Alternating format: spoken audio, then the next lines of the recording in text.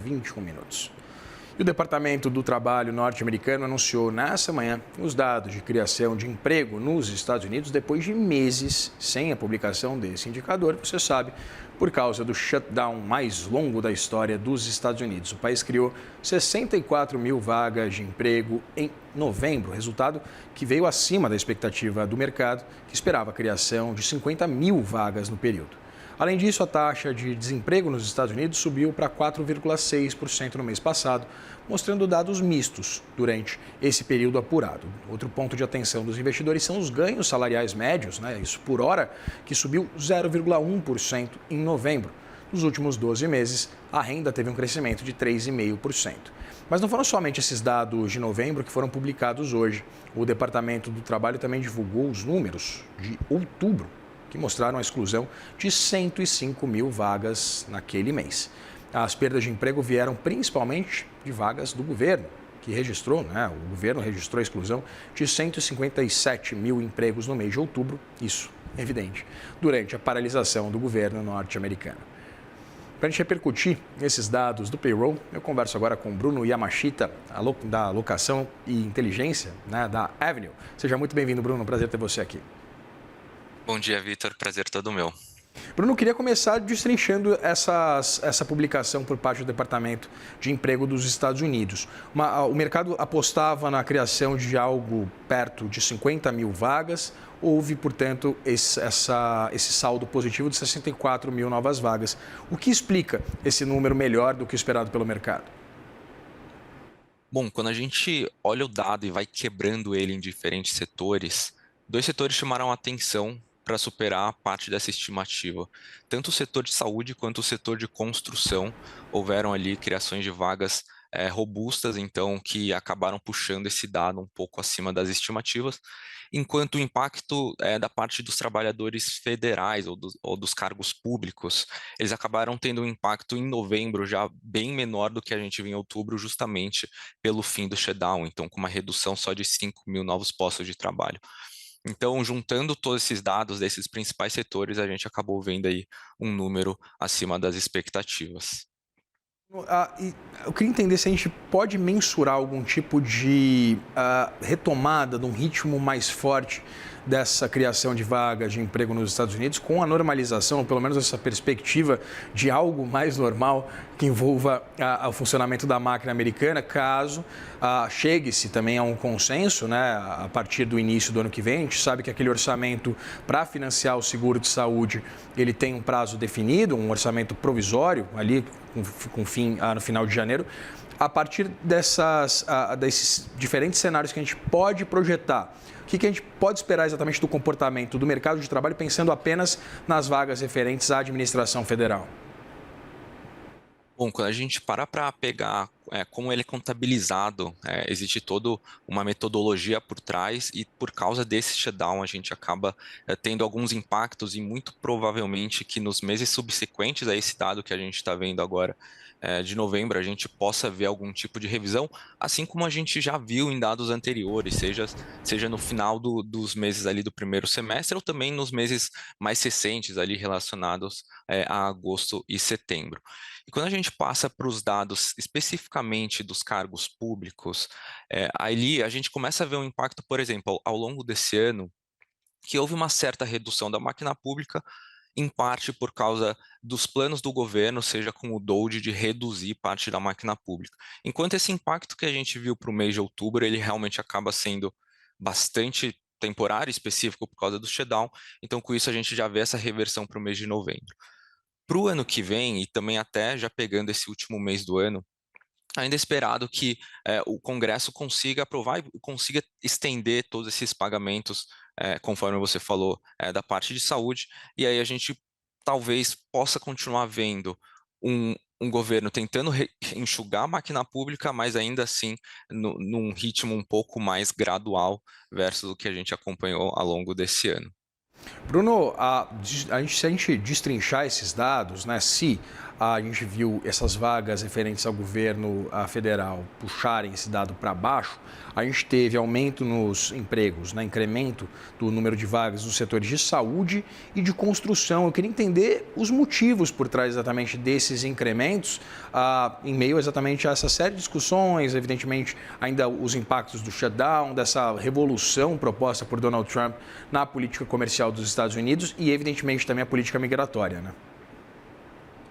Claro.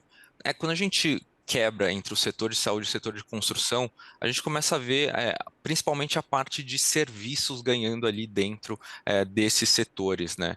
E quando a gente analisa outros dados, sem ser só os dados de criação de emprego, a gente vê que serviços ele ainda continua bastante resiliente e ele também acaba sendo uma parcela relevante para a economia americana.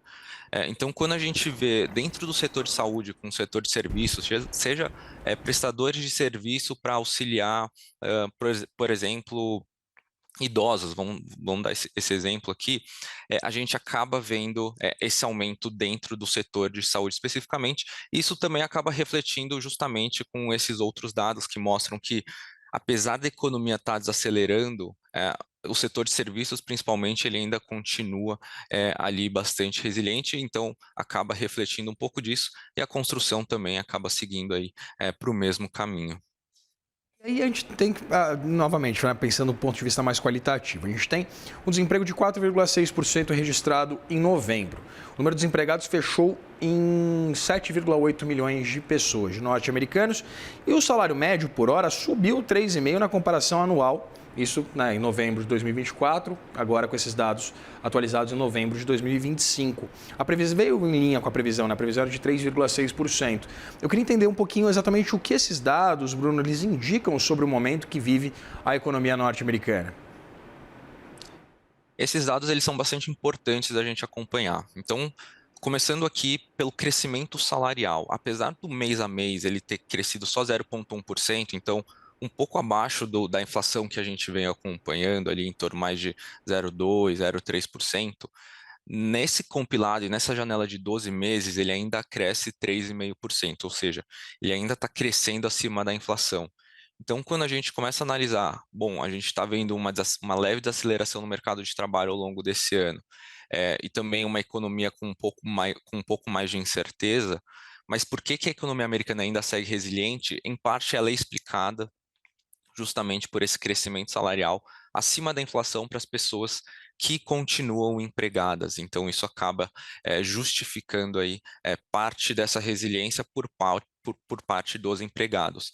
E aí tem um outro ponto, a gente viu um leve aumento do desemprego versus o mês de setembro, porque mês de outubro a gente acabou não tendo esse dado, então de 4,4 para 4,6 é um número, é um leve incremento, mas que não acabou chamando tanta atenção, e o que chamou um pouco mais a minha atenção é, por exemplo, o número de empregados com trabalhos temporários, sem ser os trabalhos de full-time jobs, que a gente chama, né? Então, os trabalhos ali que são mais fixos. E o que isso significa na parte mais teórica? Nem sempre na prática vai se refletir nisso, mas na parte teórica, que quando a gente começa a ver uma desaceleração, ou quando as empresas começam a ver algum tipo de incerteza, primeiro elas vão tentar reduzir as horas extras, ou vão tentar ter mais trabalhos temporários do que trabalhos fixos, para depois, eventualmente, a gente ver um aumento ali de layoffs e de demissões em massas, que é algo que a gente ainda não acompanha.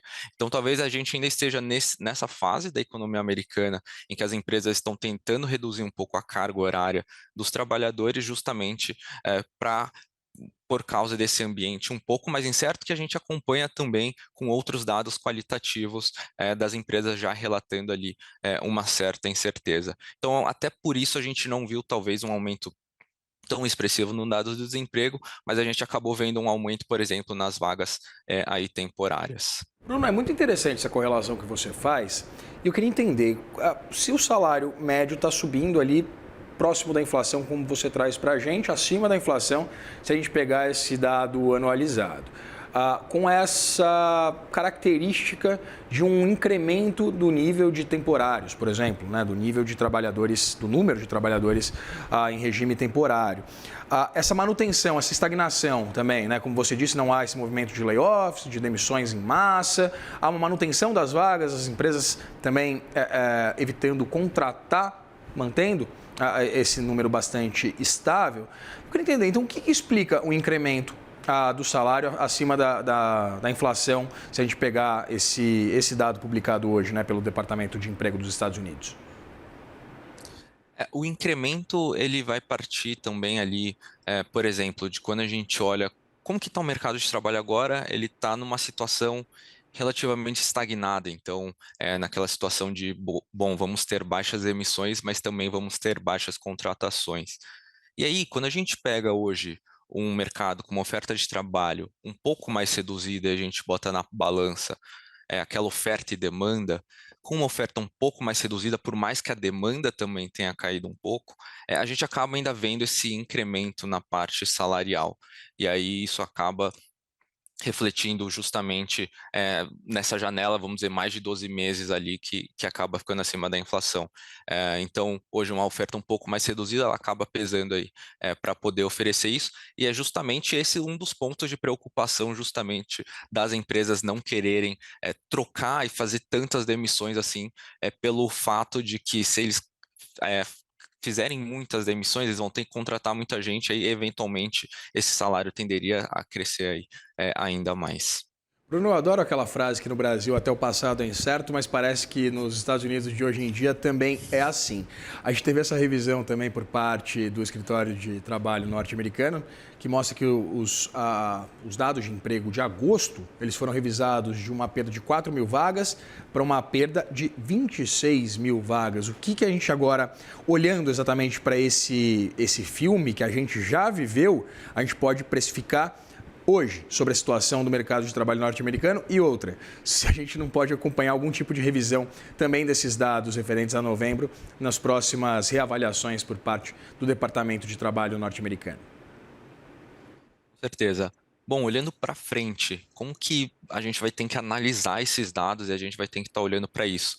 Justamente entendendo que as revisões eventualmente poderão ocorrer, principalmente nesse momento agora que a gente passa de um fim de período de shutdown e as agências federais, elas começam a reportar os dados defasados, então eventualmente a gente vai começar a ver revisões nos meses subsequentes, então vai ser importante a gente tentar compilar esses dados com outros dados que vão sendo divulgados, sejam dados mais qualitativos do lado da indústria, o livro bege também, ele acaba reportando e dando insumos ali por parte dos próprios empregadores, de como que está a situação, como que eles estão vendo a situação no mercado de trabalho.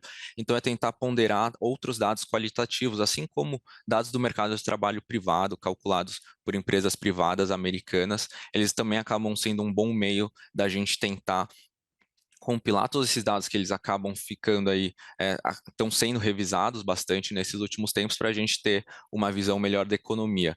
E aí, quando a gente olha os próprios dados, eventualmente, com todas as políticas migratórias que estão acontecendo nos Estados Unidos, com uma perda ali da demanda da força de trabalho, a gente começa a ter que ver um novo normal para o número de novas vagas criadas. Então, o próprio Fed de Dallas chegou num cálculo e num estudo que eles mostram que talvez o novo crescimento normal para o mercado de trabalho se manter estável seja em torno de 30 a 40. Então, o mercado também se atentar a uma nova realidade do mercado de trabalho é bastante importante, dado que principalmente 2023 e 2024, a gente veio aí de anos bastante robustos para a economia americana. Bruno, tem algumas sinalizações do diretor do Conselho Econômico dos Estados Unidos, o Kevin Hassett, que estão aparecendo por aqui. Ele tem falado, inclusive, sobre possibilidades, dizendo que Donald Trump tem ótimas opções para fazer sobre o sucessor de Jerome Powell à frente do Federal Reserve. Disse que não espera que aconteça um novo shutdown em janeiro e que está confiante de que não haverá outro shutdown em janeiro, mas diz que estão sempre preparados.